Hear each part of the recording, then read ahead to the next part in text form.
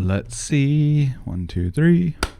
If my kids will be smashing Legos while we do this.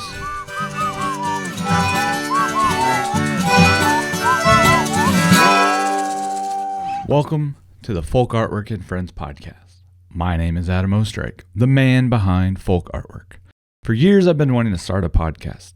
I never really knew the best way to go about it, but after a summer of collaborating on an artist video series with the American Folk Art Museum and hanging out with some of my friends in the field, I think I finally got it.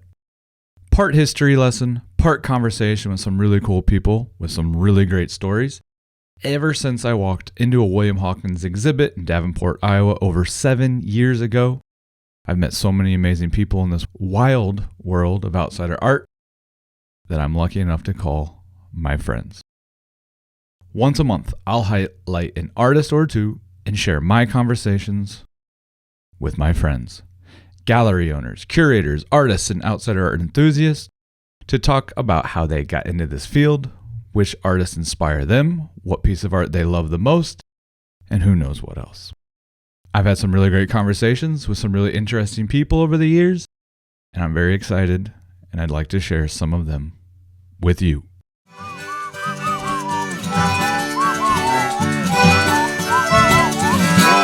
On the first episode, I talked to Kylie Ryu, the Associate Director at Ricco Maresca Gallery in New York City.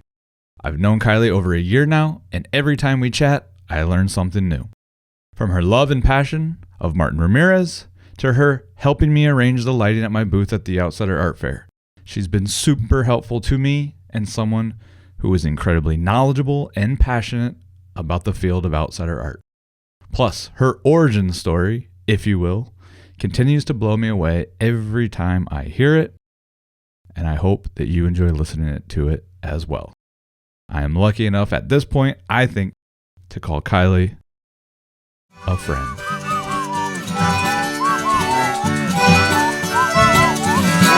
All right, Kylie, I am so excited for you to be joining me today. This is a conversation that we've been trying to have now for a very long time. I do want to start by giving you a bit of a compliment because my compliments can get kind of weird, so hang with me. I feel like in the outsider art world, it's kind of like an older person's game. And I'm not going to call you out. I don't know how old you are. You're probably younger than me. But like we're young people, and I first remember seeing you on Instagram or somewhere talking, and just like your passion about these artists really shining through, and me being like, oh man, this is a person who I want to talk to and like know more about. So first of all, I just want to like compliment you on your passion, and I'm just so excited to be talking to people. I mean, don't get me wrong, I love going to the art fairs and galleries and talking to people who grew up and like knew these artists. But I am so fascinated to know more about people like you and me who sort of discovered this world in a roundabout way. So before we get to how you discovered the outside art world, like what was your background in art before sort of this point in time? Yeah, so I grew up just always loving art.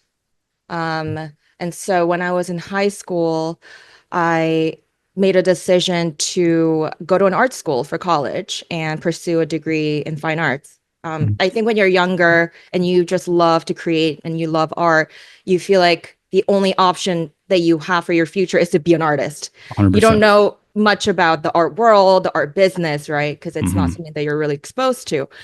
So after high school, I went to Otis College of Art and Design in Los Angeles. It's an art school. And I studied fine arts there.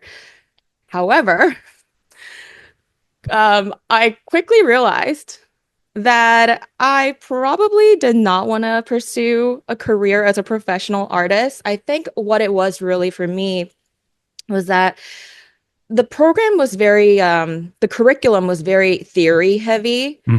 And I just didn't feel like this is what I wanted to do. Like I didn't feel like making this sort of esoteric art felt Mm-hmm. real to me.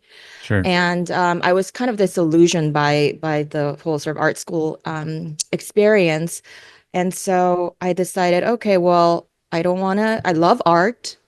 I necessarily want to be an artist, a professional artist. What do I do? And I was kind of confused. I thought maybe I wanted to be a curator, maybe you know, study art history. But I don't think I really knew what I wanted to do while I was still in school. Like as most sort of what 18, 19, 20 year olds, you don't, Right. right? And because you No. don't know, like you said, I was the same situation. I remember telling an art professor, what am I going to do with an art degree besides make art? I can't do Yeah. anything with that. So yeah, like, again, sort of like you should as a young person. Right. You don't know what to do. So then what happened from there? So I graduate from college with a BFA. And I'm sitting in my apartment. This is like June, July. It's the summer. And I'm sitting in my apartment, just completely lost. Have no idea what I'm gonna do. Like, I don't know, like go work at Blick's or supply store. Like, have no idea. Like, I had no interest Yeah. in pursuing like MFA or, really going that direction. So I'm just lost at this point. And then I get a phone call from my mother who says to me, she goes, I met someone last night. And this person's daughter went to this thing called Sotheby's Institute and they studied art business. And I feel like maybe this is something you might be interested in. And she did her own research and found out that Sotheby's Institute has school in Hong Kong, Uh-huh. New York, and London. So my mom just suggests to me, why don't you go to Sotheby's Institute in New York? Like, well, don't you want to check that out? And I don't know what came over me. I didn't even have to think twice. I was like, yes, I'm Yeah. going. Because Yeah. when you're like so stuck and lost, like any Uh-huh. change is better than the current situation you're in.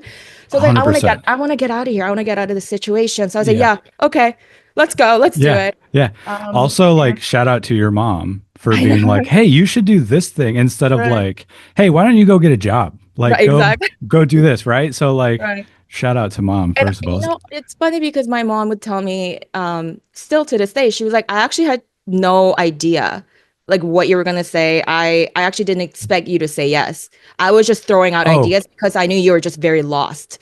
whoa. Yeah. Yeah. Yeah. Yeah. Just one of those mom things where, yeah, Yeah. your mom's like, hey, you're going on a trip. You should do this or that. And you're like, yeah, Right. whatever. Yeah, But whatever. Yeah. Right. whoa. Okay. She was Cool. surprised when Amazing. I was like, yes, mom, I want to go. Yeah, yeah. Um, Okay, so you go to the Sotheby's business side to mhm. kind of learn more about, again, not being an Yes. artist, but the business side Right. of things. Okay. And what was So, like the best experience or what did you learn or take from that like that stuck with you the most, I guess? right. So, um, essentially a month later, I find myself in New York City, fully moved in, like about to go to school. I mean, like my life just completely changed within a month. I feel like it was always sort of meant to be, Yeah. me to Yeah. be in New York. And so I love the program. I love Sotheby's Institute Art Business Program. I highly recommend it to people who want a career in the art world, in the Mm-hmm. more business side of things. So what I love the most about the program was that I was exposed to many different kinds of art world professionals, right? Like Okay, yeah. you could work at a gallery, you could work at an art fair, you could work at a Mm-hmm. nonprofit, a museum. There's just so many options, and they do um, give you sort of like a taste of what it's like to work in Mm-hmm. each of those professions. So I really like that. Yeah, it was such a breath of fresh air because, as someone who grew up thinking I was going to be an artist, went to art Mm-hmm. school, had this like artist training to then learn about this other side of the art world was Mm-hmm. just so refreshing. And I was like, this is exactly what I want to do. Yeah. And it just made sense to me. Yeah, that's so good to hear. I mean, I wish, and sometimes I think unfortunately, it takes just going out in the world and like being stuck, like you said, in your apartment and be like, what do I do now? And then your mom just said, hey, try this out. Yeah. But I kind of wish that, and not to make this about me, I'm definitely not the best teacher in the world, but when I'm a high school art teacher and I want to tell my kids, like, if you like art, you could hang art in a museum. You could ship art. You could make catalog, like, right? You don't have to just be an artist, because that is very hard. You can, like, if you want to, you can do it. But so that's really cool in here that like they just showed you sort of the whole world of that. So I kind of want to, I feel like I talk about life before outsider art as like before common era, and now we have like common era, right? So like that's the year zero. So how did you sort of learn about or discover this world of outsider art? So I came into this world completely by chance. But given how my passion for self-taught and outsider art just continues to grow, I have no doubt now in my life that I was always meant to be on this path, right? Amazing. Yeah. Which is further validated by my crazy origin story, which Yeah. I'll get into. Yeah. Yeah. Yeah.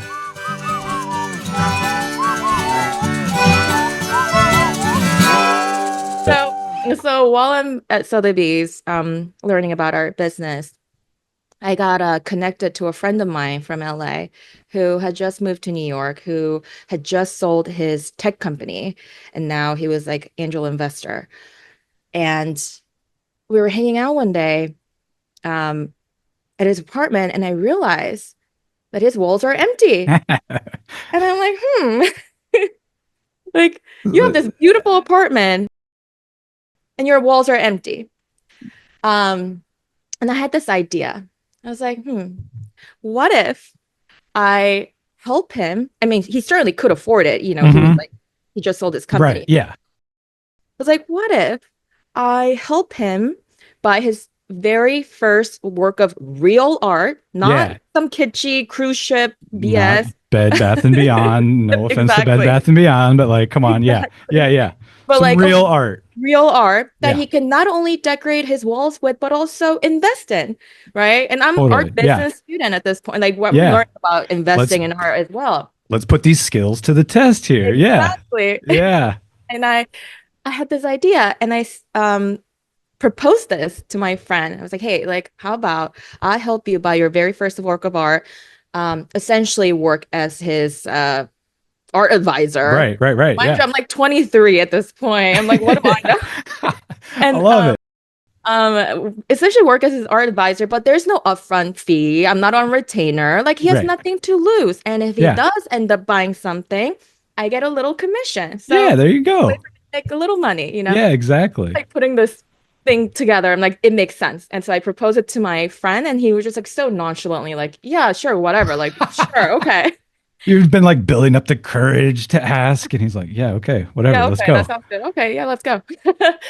And so for the next few weeks or few months, I am like in, downtown Manhattan, like going to these super cool, hip, young galleries, like trying to source art for him, looking at checklists, talking to like sales directors and sending in presentation, doing my own research and doing all the work. And everything that I've shown my friend, he was just like, I don't know, like, And like, you should say, sorry to cut you off, like, you're in New York City. You're not in Des Moines, Iowa, where I'm at. And it's like, we got to look online, or maybe we can go see a place. It's like, you would think that, I don't know. Yeah. Like you said, you're going to young, hip, cool places. It's like, okay, let's find you something. But he just nothing. He can't. He just didn't respond to anything that I showed him. But admittedly, I think I was showing him things that were like way too conceptual and like way too experimental. Oh, sure. Okay. Yeah. Because I was like still in this like elitist art mindset. I don't know if that makes sense. Yeah. Yeah. Sure. And so, and I was getting a little frustrated. I was like, I'm doing all this work, and he's just like not responding at all. So like, how many galleries at this point do you think you've been to, or presentations, like dozens, or? Like dozens. Yeah. Okay.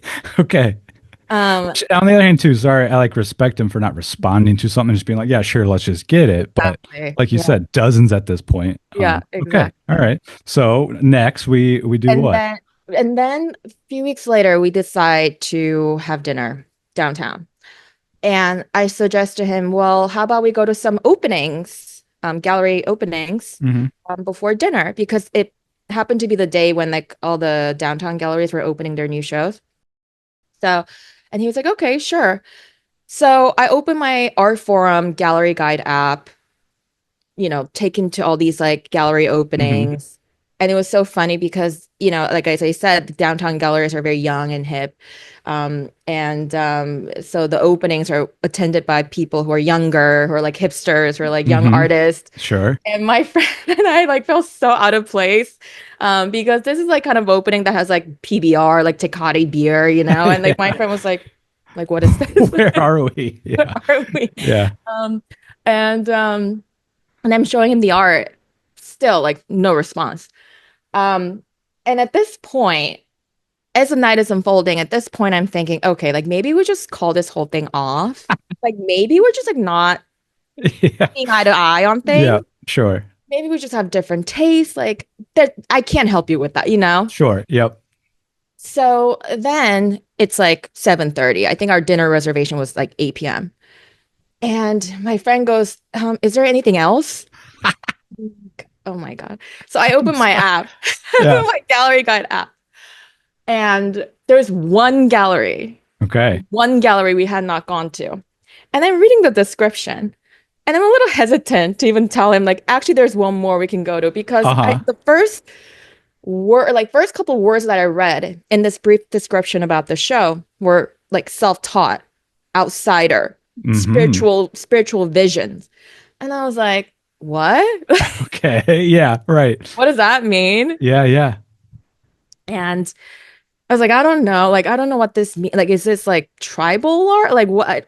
I had I had no idea about self-taught and outsider art worlds at this point. Yeah. So again, this is year zero. This is like your introduction. So exactly. So I'm super confused. I'm like, I don't even know if I want to go here. But I was like, you know what? Let's go. We have time to kill. So I tell my friend, well, there's one more gallery we can go to. Apparently, they're showing this artist like who has some spiritual visions. Like, I don't know anything about this kind of art. Do you want to go? And he was like, yeah, let's go. Okay. He was enthusiastic. He was like, yeah, let's go. So we go to this gallery. And because it was towards the end of the opening, which ends at 8 p.m., everyone was either leaving or had already left. We were like the only two people inside this small gallery. And so the owner of the gallery sees us, says hi. He was very, very nice, and starts telling us the story about this artist. Now, this artist was J.B. Murray. The gallery was Shrine, and the person who was talking to us, of course, was Scott Ogden. Scott Ogden, yes. Very, very, very nice. Nice guy. Nice. Fantastic gallery. Yes. Awesome. Yeah. And so I didn't know this back then, but I recently found out the gallery had only been around for a year at that point. Yeah. So it was a very new, young gallery. And so Scott's telling us this incredible story about J.B. Murray. And it's fascinating. And my friend is like nodding his head, like listening. And this is maybe like a 3-minute talk that Scott gave us. And I'm like, wow, okay, cool, like fascinating. All right, like let's go to dinner now. Yeah, right. And my friend, after Scott gives us this sort of presentation, he goes, oh, okay. I would like to buy the 3 on this wall. And I was just mind blown. Amazing. Yeah. I was like, wait, what just happened? Like, can you imagine all these thoughts going through my head? Like, first of all, what is this? Second of all, okay, like you didn't respond to anything that I've shown you the past few weeks or few months. And now, like after this 3-minute presentation given by Scott, you're like, okay, I'm gonna buy 3. And not just 1, but 3 works. I was just like speechless. I was like, wow, this is amazing. And so, he fills out the paperwork, they work out the logistics, and we leave the gallery. And I'm like, what just happened? What just happened? Yeah. Because like an hour ago, you were like kind of ready for an awkward dinner. Right. You were maybe going to leave and then call your mom and be like, you got any other suggestions of anything else I should do? But then you sell 3 works of art by an artist that you had never heard of and never in a million years would have thought that your friend wanted to fill his blank walls with. Exactly. Amazing.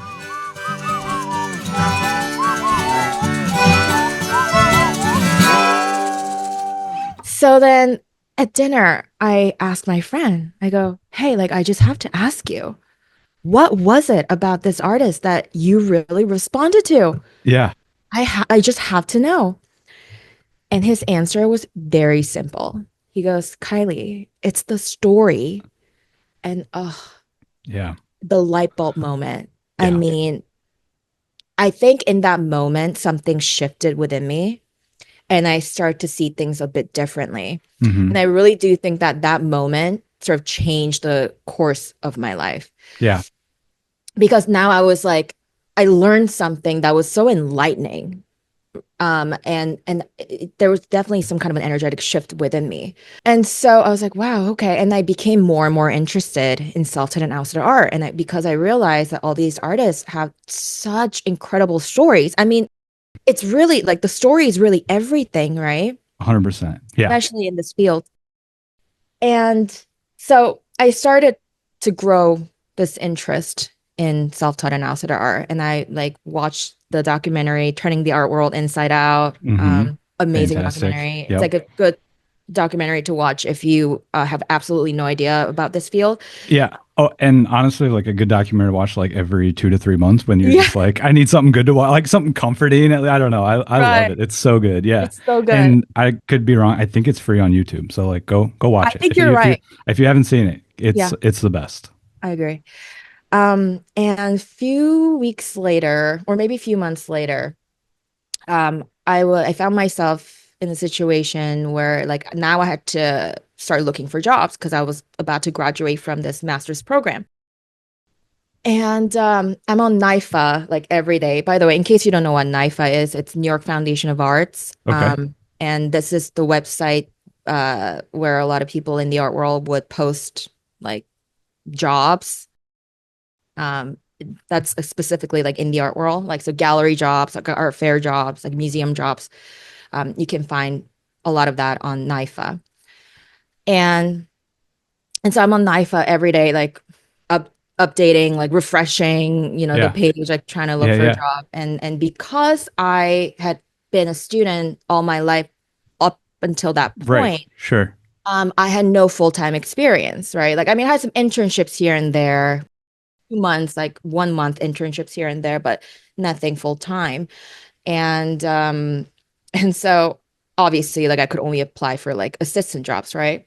Hmm. Like gallery assistant or art fair assistant and whatnot. And I'm like having no luck finding a job. And then one day I'm looking at the job post and I see a title, like a subject that says gallery manager. And I'm thinking, like, what's a gallery manager? Because it Yeah. was my first time seeing that title. Because you Oh, see like okay. Yeah. gallery assistant or gallery Sure. director or sales Director. Yeah. director, Yep. but I never saw a title gallery manager. Okay. Like, and I just out of pure curiosity, I was like, I wonder what a manager does. Like, what's the difference between assistant and manager? Sure. Yeah. Yeah.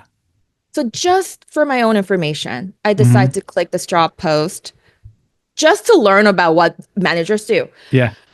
And when I click the post, the first sentence that I read is a leading gallery in the field of self-taught and outsider art, Ricco Maresca Gallery, hired gallery manager. And I was like, self-taught and outsider art, like this is a field I'm The really stars are interested in. aligning. Yeah. Exactly. Yeah.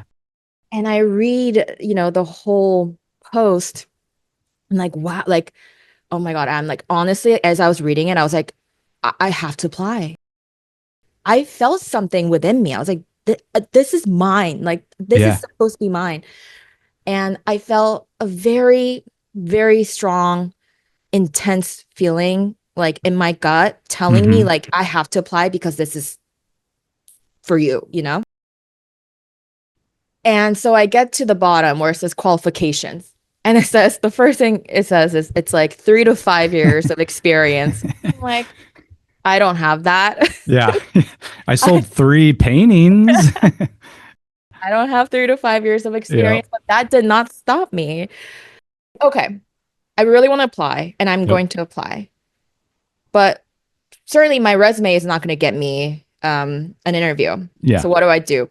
was like, I'm gonna write a damn good cover letter. Like Yes. really from my heart. Like Yeah, it's yeah. how I genuinely want this job. So that's what I did. I Yeah. wrote a very genuine, heartfelt cover letter detailing my interest in the field. And of course, I had to mention, shrine, Scott, Yep, how I helped sure. a friend of mine acquire his very first work of art, which was JB Murray. So I'm like name dropping. Yes. And so yeah, so I sent my application and I get a, call back for an interview. And and I meet with Frank Maresca, the Uh-huh. owner of the gallery. Um, and it was I like immediately like I felt so comfortable like walking inside the gallery. And Frank and I had a really nice conversation. Um, and long story short, after a couple of weeks of, the hiring process, um, I ended up getting the job. Amazing. It was in the very end, it was me and this one other person who had like 5 to 7 years of experience, but in the end, I got the job. And I actually asked Frank a few months later, like, why did you hire me? Yeah. I want to know. Yeah. Oh, why did you hire me? And he was like, and by the way, this is not a secret. Frank loves telling the story, and he still, to this day, after 7 years, continues to tell the story to Yeah. strangers.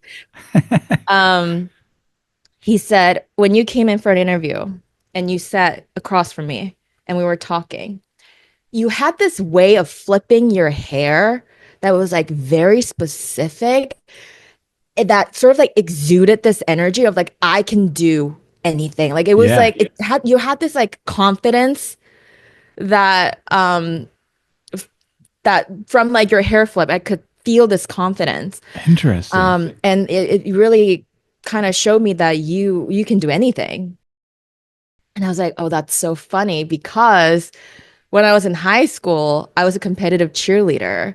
And Okay. so like I one of my specialties was like hair flipping and like Okay. head bobbing because like when you go to competitions as a cheerleader, that gets like extra points, Oh, like I all did these not like know that. Yeah. theatrical movements. And so I had this habit of like always flipping my hair like a very specific way. And I think that's what it was Yeah. essentially. Yeah. And so and so that's how I got into the field of self-taught and outsider art. And after 7.5 years, I'm still there.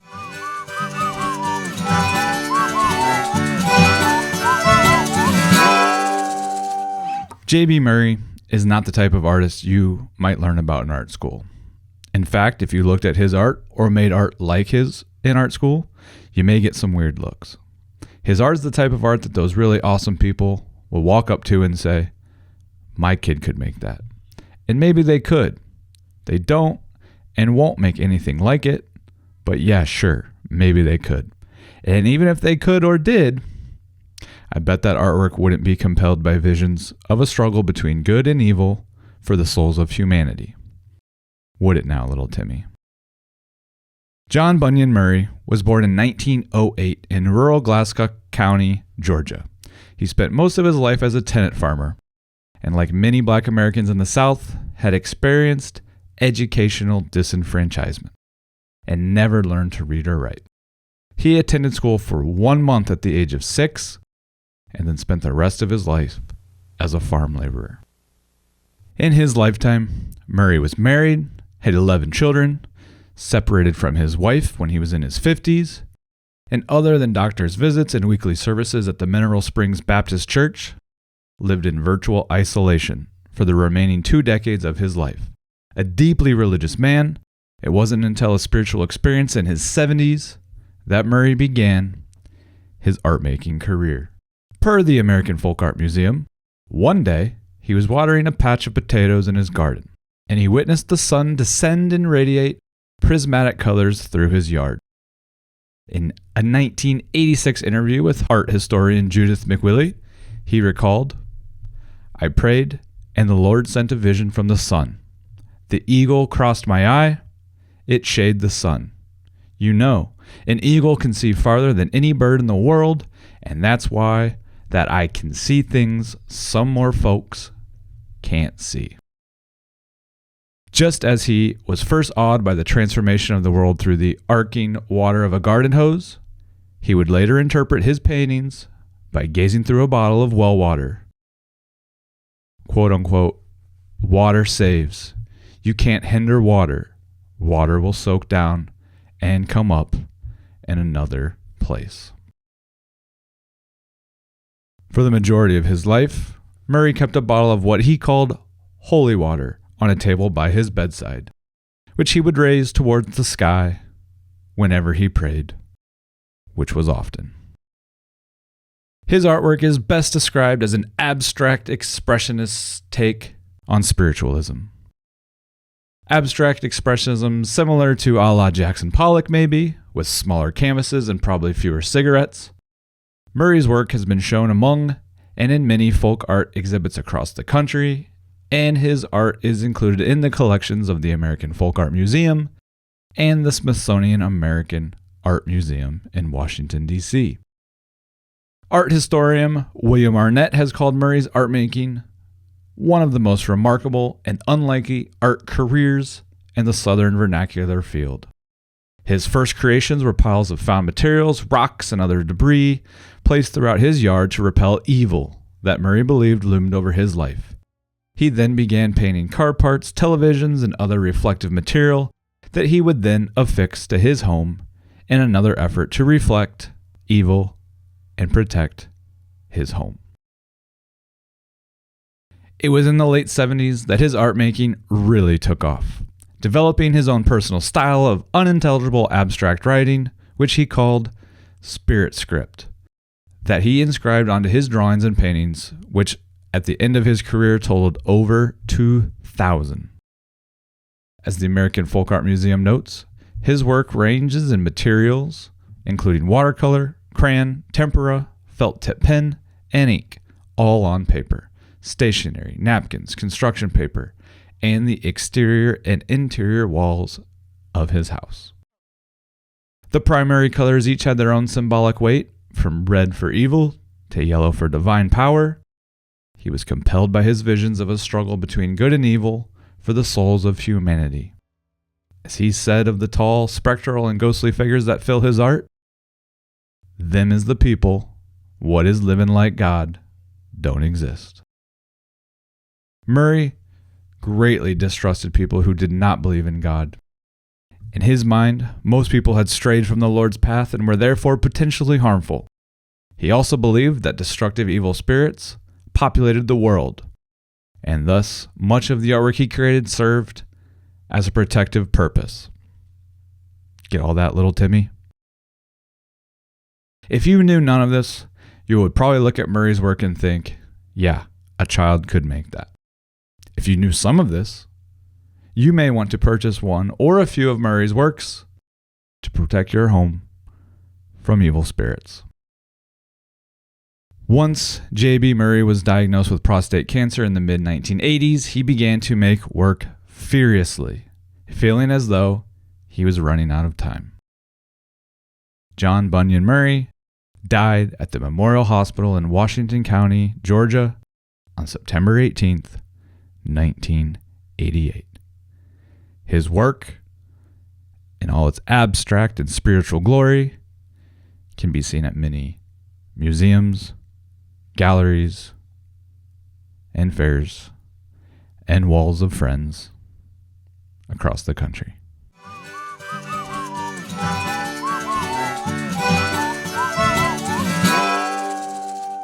And thank you for being here. And thank you to Kylie for joining and sharing her wonderful story. You can follow Kylie on Instagram at Kylie J. Ryu, that's KylieJRyu, for her in-depth outsider art videos like Spiritual Wisdom and Outsider Art, and an epic tale of Henry Darger. Lastly, before you go, if you're in the New York area, you can check out Ricco Maresca Gallery's latest show opening, coming Thursday, September 18th. And I'm excited to say I will also be there in person for the debut exhibit of my good friend Sarah Theresea Lee, who is now represented by Ricco Maresca. Plus, I'm not sure I'm totally at liberty to announce it here, but if you are interested in, let's say, 2 left feet, if you know what I mean, this will be a show you will not want to miss. Come out, come say hi, would love to meet you. If you're heading to Austin, Texas between now and September 20th, you can check out a show I helped curate with my good friends at Sage Studio and Gallery, a fantastic gallery for artists with intellectual and developmental disabilities. And our show, All These Folks, a celebration of some of our favorite self-taught and outsider artists like Maud Lewis, Henry Darger, Felipe Archuleta, Steve Ashby, and more, is currently on display until September 20th. Go check out Montrell's Pipe Cleaner Animals, Mike Combs' rendition of Henry Darger, Jackie Bradshaw's work, Sarah's work, everybody. Rick Fleming, Linda DeLiva, Esteban Whiteside, Henry McDonald. I'm really excited and proud of the work that they all did. Please like and subscribe and follow at FolkArtwork on Instagram. Thanks. Love you. Bye. And thank you to Jason Brown for the incredible FolkArtwork and Friends theme music. You can hear more from him at sapwood.bandcamp.com. Help support him by purchasing one of his many fantastic albums. Thanks again, Jason. You are the best.